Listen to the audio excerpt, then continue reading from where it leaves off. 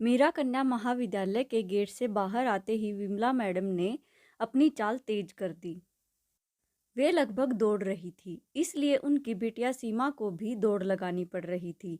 Vimla madam सीमा के उस सवाल से बचना चाहती थी जो उसने गेट से बाहर आते ही दाग दिया था। मम्मी, मैं आपकी और विमल सर की अवैध संतान हूँ। वे बिना कोई उत्तर दिए चली जा रही थी, इसलिए जब उनके बगल से एक ऑटो गुजरा तो उसे रोककर अपनी बेटी सीमा को लगभग खींचते हुए ऑटो में बैठ गई। उन्हें पता था उनकी बेटी ऑटो चालक के सामने कुछ नहीं बोलेगी। आज जो कुछ घटा उसकी उम्मीद उनको सपनों में भी नहीं थी। आज उनके स्कूल की छुट्टी जल्दी हो गई थी। तब उन्होंने जल्दी अपनी बेटी को भी छुट्टी दिलाकर बाजार जाने की सोची थी। इसलिए वे उसकी बड़ी मैडम से अपनी बेटी की छुट्टी स्वीकृत कराकर स्टाफ रूम में बैठी थी। तभी विमल सर स्टाफ रूम में आए। विमला मैडम विमल सर से बात कर रही थी। उसी समय सीमा स्टाफ रूम में घुसी। उसे देखकर विमल सर बोले, यह तुम्हारी बेटी है? तभी उनके बात आगे बढ़ाने से पूर्व ही विमला मैडम ने इशारे से उन्हें रोक दिया। परंतु सर के ये शब्द सीमा के कान में पड़ गए। उस समय तो सीमा कुछ नहीं बोली, परंतु गेट से बाहर आते ही मम्मी से पूछे बिना नहीं रही। ऑटो में चुप बैठी रही। सीमा घर पहुंचते ही बोल पड़ी, मम्मी आप जवाब नहीं दे रही हो, जबकि मेरी सहेलियां मुझे चिढ़ाती हैं, कहती हैं तू भी कानपुर की और सर भी कानपुर के, और तेरे में सर का अक्ष दिखाई देता है। कहीं तेरी मम्मी और सर के बीच अफेयर तो नहीं था? और आज उनके शब्द यह तुम्हारी बेटी है, तभी तब क्या मैं आपकी और सर की अवैध संतान हूँ? विमला उसकी बात को टालते हुए बोली, जब तू पेट में थी तब तेरे सर के परिवार का घर में बहुत आना जाना था, इसलिए मम्मी आपने मुझे बच्चा समझा है। मैं सर से ही पूछ लूंगी, कहकर सीमा वहां से उठ गई। विमला ने उसे रोका नहीं, क्योंकि उनको पता था वह जो सोच लेती है करती है। सीमा चाय नाश्ता कर अपने कमरे में आकर लेट गई। टीवी चला लिया, परंतु उसका प्रिय प्रोग्राम भी उसको शांति नहीं दे रहा था। यह तुम्हारी बेटी है, तभी ये ही शब्द उसके कानों में बार बार गूंज रहे थे। तभी फोन की घंटी बजी। उसने फोन उठाया। उधर उसकी सहेली मधु थी। तू भी घर आ गई पागल, घड़ी देख 4 से ज्यादा बज गए हैं। इधर उधर की बातें करने के बजाय सीमा ने सीधे ही पूछ लिया, तू विमल सर का घर जानती है? क्यों, क्या तू भी सर से ट्यूशन पढ़ना चाहती है? हाँ, वह बहुत अच्छा पढ़ाते हैं। अरे हाँ, तेरा विषय तो सर पढ़ाते नहीं है। फिर तू, तुझसे जितना पूछा है उतना बता, मैं खुद चली जाऊंगी, तू केवल पता बता। ऐसा कर, गांधी चौक की ओर से मेरे घर की ओर आएगी तो पहले ही मोड़ पर अंतिम मकान है, उनके नाम की प्लेट लगी है। उसने फ़ोन रख दिया और मम्मी से बोल दिया, मैं मधु के घर जा रही हूँ, जल्दी घर आ जाऊंगी। कुछ ही देर में सीमा सर के घर पहुंच गई। वह पहले झिझकी, फिर घंटी बजा दी। दरवाज़ा सर ने ही खोला। एक पल को वह सर को देखती ही रही, क्योंकि आज उसे सर दूसरे ही रूप में दिख रहे थे। और फिर उसे अपना मकसद ध्यान आया और सर के कुछ बोलने से पहले ही वह बोल पड़ी, सर क्या मैं आपकी और मम्मी की अवैध संतान हूँ? सर को शायद ऐसे प्रश्न की उम्मीद नहीं थी, इसलिए सर ने कहा, देखो बेटे, ऐसे प्रश्न दरवाजे पर नहीं किए जाते, अंदर आओ, मैं तुम्हारे हर प्रश्न का उत्तर दूंगा। वह अंदर आ गई। अंदर सर ने अपनी मम्मी से उसका परिचय कराया। मम्मी, यह विमला की बेटी है। सर की मम्मी पुलकित हो उठी, मम्मी को भी ले आती। उनके और कुछ बोलने से पूर्व ही सर ने मम्मी को कहा, मम्मी बाकी बातें बाद में हो जाएंगी, इसे चाय नाश्ता कराओ, पहली बार घर में आई है। उनके चले जाने के बाद सर बोले, हाँ अब बोलो। सर, मैं आपकी और मम्मी की अवैध संतान हूँ।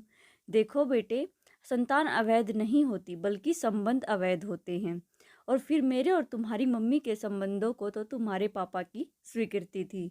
यह सुनते ही सीमा का मुंह खुला का खुला रह गया। उसे विश्वास नहीं हो रहा था कि कोई इतना नीचे भी गिर सकता है। उसे यह समझ नहीं आया कि पापा की मजबूरी क्या थी। उसकी परेशानी भाप कर सर बोले, शांत होकर बैठो, मैं सब बताता हूँ। तुम्हारी मम्मी की शादी हाँ आम हिंदुस्तानी शादी थी। पहले 2 साल शादी की खुमारी में निकल गए और फिर कानाफूसी शुरू हो गई कि घर में किलकारी क्यों नहीं गूंजी। पहले घर से और फिर आसपास। तुम्हारे पापा के दोस्त ताना मारने से नहीं चूकते। उधर उनकी मर्दानगी पर चुटकुले बनने लगे। साथ ही डॉक्टरी रिपोर्ट ने आग में घी का कार्य किया। कमी तुम्हारे पापा में मिली। तुम्हारे पापा ऑफिस का गुस्सा घर में निकालने लगे। उन्हीं दिनों हमारा परिवार तुम्हारे पड़ोस में आ गया। तुम्हारी मम्मी हमारे घर आ जाती। मैं तुम्हारी मम्मी के बाजार के काम कर देता। तुम्हारी मम्मी कोई बच्चा गोद लेने को कहती तो तुम्हारे पापा नाराज हो जाते। उनको अपनी मर्दानगी दिखानी थी। मेरे और तुम्हारी मम्मी के बीच निकटता बढ़ने लगी। तुम्हारे पापा ने हमारी निकटता को इग्नोर किया। फलस्वरूप हमारी निकटता और बढ़ती गई और उस मुकाम तक पहुंच गई जिसके फलस्वरूप तुम अपनी मम्मी के पेट में आ गई। वह दिन मुझे आज भी याद है। मैं जब तुम्हारे घर पहुंचा तब तुम्हारी मम्मी के शब्द कान में पड़े। उन शब्दों को सुनते ही अंदर जा रहे मेरे कदम रुक गए। तुम्हारी मम्मी कह रही थी, लो अब तुम भी मर्द बन गए हो। मैं गर्भवती हो गई हूँ। अब दोस्तों के सामने तुम्हारी गर्दन नहीं झुकेगी। मुझे लगा कि मैं सिर्फ एक टूल था जो तुम्हारे पापा को मर्द साबित करने के लिए इस्तेमाल किया गया था। मुझे तुम्हारी मम्मी पर गुस्सा आया। सोचा कि वहां जाकर अपनी नाराज़गी जाहिर करूं। लेकिन फिर मुझे तुम्हारी मम्मी पर तरस आ गया। मैं वापस घर आ गया। उसके बाद मैं कभी तुम्हारे घर नहीं गया। उसी दौरान मेरे पापा का तबादला हो गया। जिस दिन हम जा रहे थे उस दिन तुम्हारी मम्मी हमें छोड़ने आई थी। वे कुछ नहीं बोली, लेकिन उनकी चुप्पी भी बहुत कुछ कह गई। मैंने उनको माफ़ कर दिया। सर की मम्मी जो वहाँ आ गई थी ने सब सुन लिया था। बोल पड़ी, बेटा इसने खुद को माफ़ नहीं किया और अब तक शादी नहीं की। तुम्हारी मम्मी की खबरें शोभा आंटी से मिलती रही।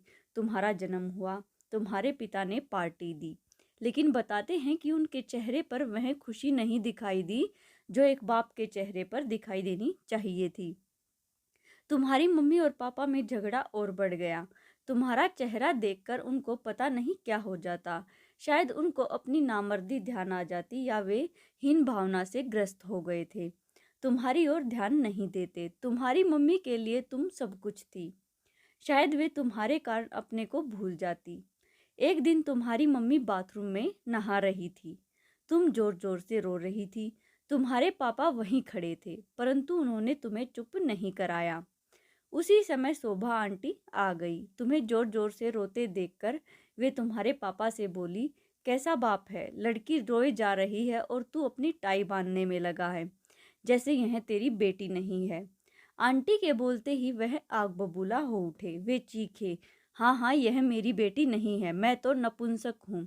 इतना कहकर वे घर से निकल गए और फिर केवल उनकी मौत की सूचना आई कि उन्होंने रेलगाड़ी के आगे कूदकर आत्महत्या कर ली थी।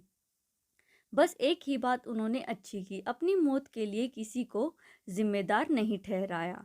कुछ दिन के बाद तुम्हारे मामा तुम्हारी मम्मी और तुमको लेकर चले गए। बात गंभीर हो गई थी। एक तरह से वहाँ चुप्पी छा गई। चुप्पी सीमा नहीं तोड़ी। सर, मेरी शादी के बाद मेरी मम्मी अकेली रह जाएंगी। आप भी कभी अकेले हो जाओगे, इसलिए आप और मम्मी अपने उन अवैध संबंधों को वैध नहीं बना सकते। पगली, अब हमारी शादी की उम्र थोड़े ही है, अब तो तेरी शादी करनी है। लेकिन सर, आपसे मिलने के बाद मैंने मम्मी के चेहरे पर अलग चमक देखी है और अब जब आपने घर के दरवाजे पर मुझे देखा तो आपके चेहरे पर भी वही चमक मैंने महसूस की। बहुत बड़ी हो गई है तू और लोगों को पढ़ना भी जानती है। प्लीज़ सर, तू एक तरफ तो मुझे पापा बनाना चाहती है और दूसरी ओर सर सर भी कहे जा रही है। पापा नहीं कह सकती। सॉरी पापा, कहती हुई वह सर से लिपट गई। दादी ने उसके सिर पर हाथ फेरते हुए कहा, चल बेटा, अपनी बहू के पास चलते हैं। सीमा ने उनको रोक दिया। पहले मैं मम्मी से बात कर लूँ।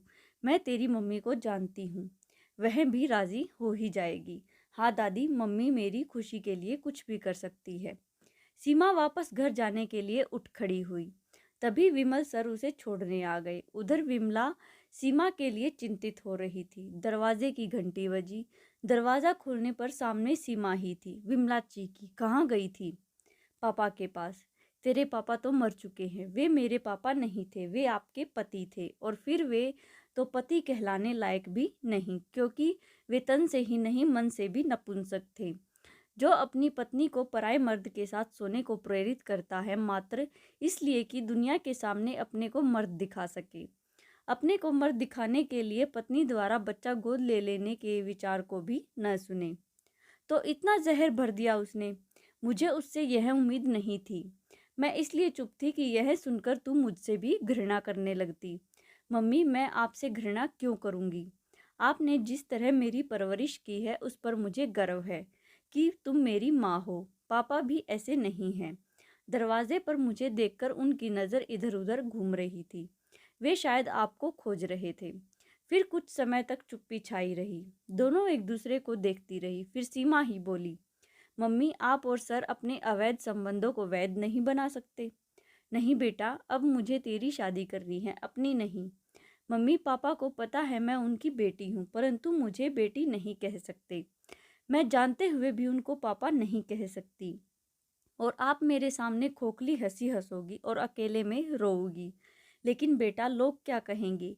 उनकी चिंता नहीं है, मुझे आपकी चिंता है। मेरी शादी के बाद आप अकेली रह जाओगी और उधर दादी कितने दिन की मेहमान है। बाद में पापा भी अकेले हो जाएंगे। विमला विचार मगन हो गई। फिर अचानक बोल पड़ी, तू अकेली आई? कैसा पिता है? जवान लड़की को रात में अकेला भेज दिया। नहीं मम्मी, पापा आए थे। फिर अंदर क्यों नहीं आए? मम्मी, मैंने मना कर दिया था। मैं चाहती थी कि पहले मैं आपसे बात कर लूं। ओह, क्या बात है, बड़ी समझदार हो गई है मेरी लाडली। तभी फोन की घंटी बजी। सीमा ने फोन उठाया। उधर दादी थी। उसने फोन मम्मी को दे दिया। मम्मी बोली, नमस्ते आंटी। अरे, मैं अब तेरी आंटी नहीं बल्कि अब तेरी सास हूँ। इसके बाद की कहानी भी छोटी सी रह गई है। सीमा के मम्मी पापा के अवैध संबंध वैध बन गए। सब बहुत खुश थे। सबसे ज़्यादा कौन खुश था बताने की ज़रूरत नहीं है। आज जब मैं यह कहानी लिख रहा हूँ तब सीमा मेरे पास बैठी है। पूछ रही है, पापा मैंने सही किया या गलत? अब आप लोग ही बताएं, सीमा ने सही किया या गलत? ऐसी ही और स्टोरीज़ के लिए प्लीज़ वीडियो को लाइक, शेयर एंड चैनल को सब्सक्राइब जरूर करें। Thanks for watching.